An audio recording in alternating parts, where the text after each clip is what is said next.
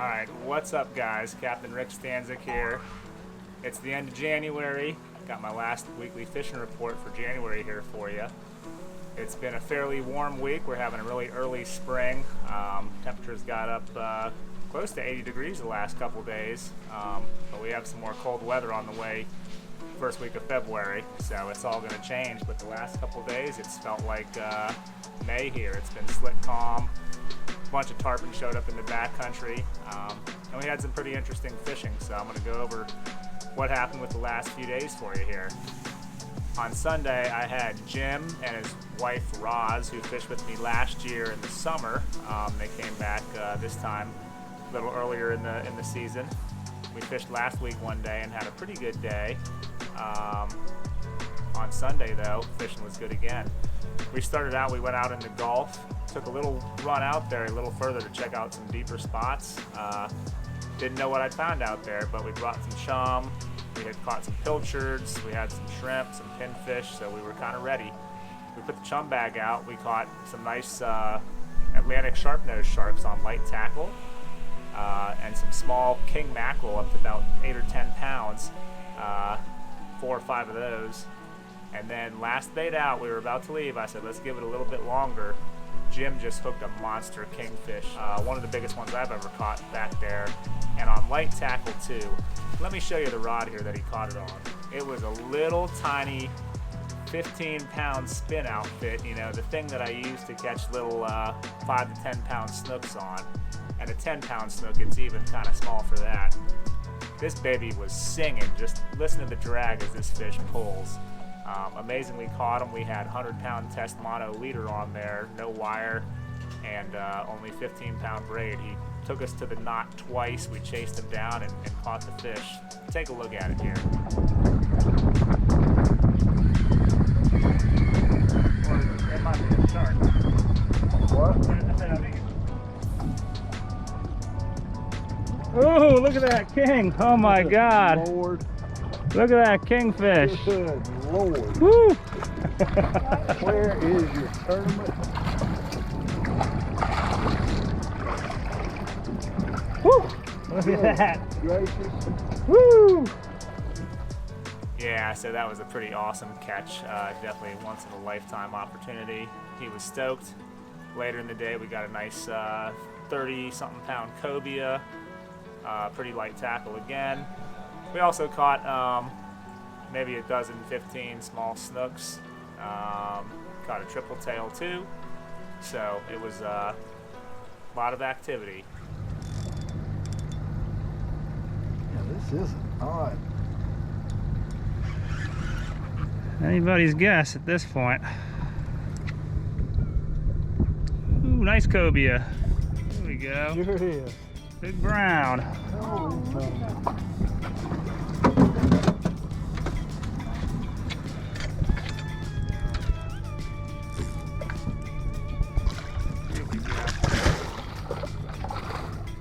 that's this fish.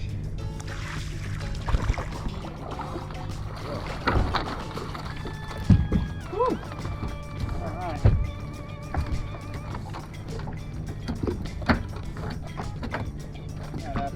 Alright, here he goes. You're lucky day, cobia.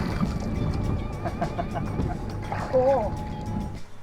Alright, so the next day I had my dad and our friend Mike. When I take my dad, it's a lot more exploring. So we kind of do stuff that I normally don't do just to see what's out there and try different stuff. He likes to see new things, so whether we catch fish or not, it's not that big of a deal. Not a whole lot worked out. We took a long ride deep into the Everglades and checked out some areas we've never been, just to kind of see what was there. So that was exciting. But we did get into some nice cobias. I think we caught 4 or 5. We had a nice 35-pounder. Big old bull shark came up and ate it. Terrible loss. Take a look.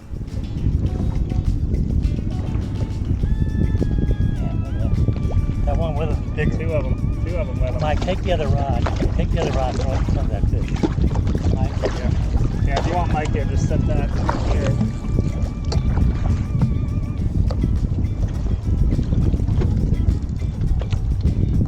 yeah, you'd have to be really quick, Mike. I don't think you need that bait. I'll eat it. Get it in front of him.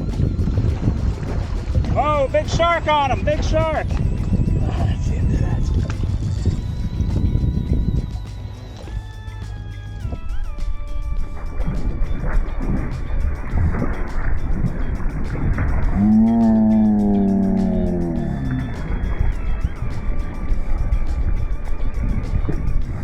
Look at that shark.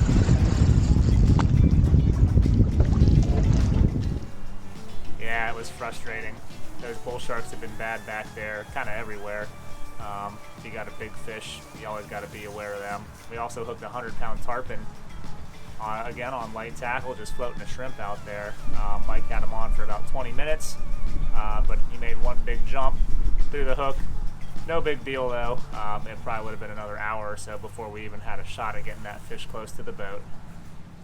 So the next day I had Matt with me, another return customer.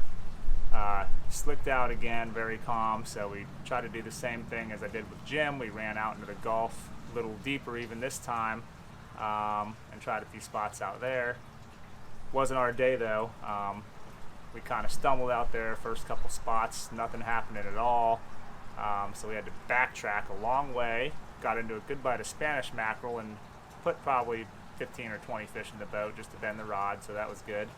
Then we hit the other place where I've been finding some cobias, and thankfully that worked out. Matt got a nice cobia in the boat. We also got another one up next to the boat. Broke him off right next to the boat. Not a big deal though, he wasn't keeping them for dinner, but it was his first cobia, so he got to catch his first one. That was cool. Saw a bunch of tarpon jumping around out there that day. We gave it 20 or 30 minutes seeing if we could get some action out of them, but they just weren't cooperative. Real short window though to try for them. Sometimes you can get a bite right away like that, but that water's still on the chilly side, so I think if we would have put some more time in, we probably could have made it happen, but it might have taken a couple hours.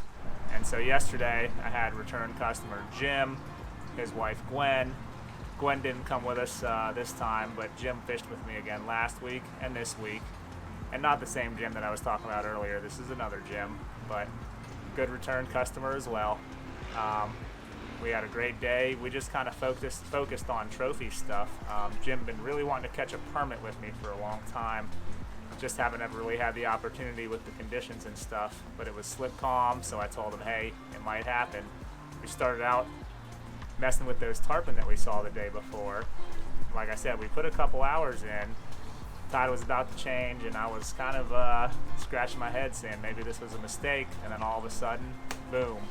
Got a nice tarpon on a pinfish on a pretty light rod. Check this out. It's my little bit heavier spinning gear. Penn Spin Fisher 4500 on a lighter Shimano Terramar Inshore Series rod.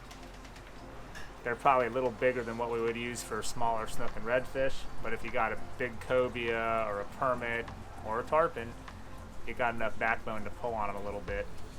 This is probably about a 90-pound tarpon. He got him boat side, and then a big bull shark tried to eat him.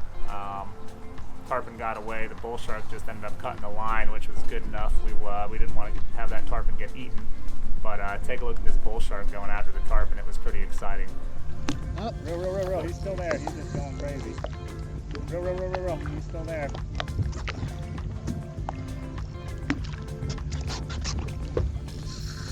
Ooh, what a shark.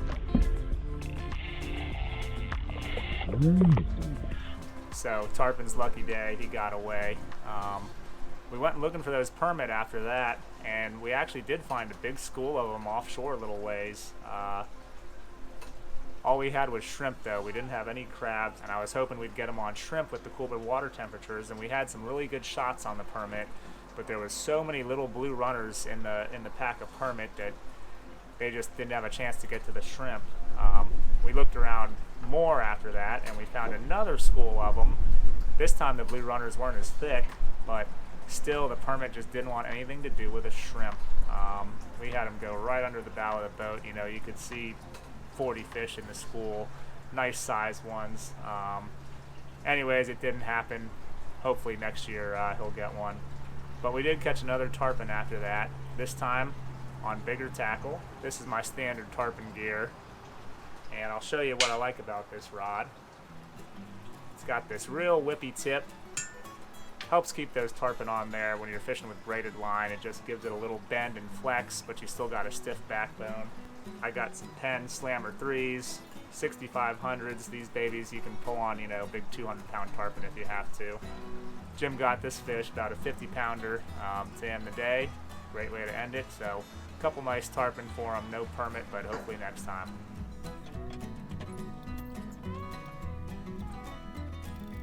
Trying to get him on the leader there now. I think he's about ready.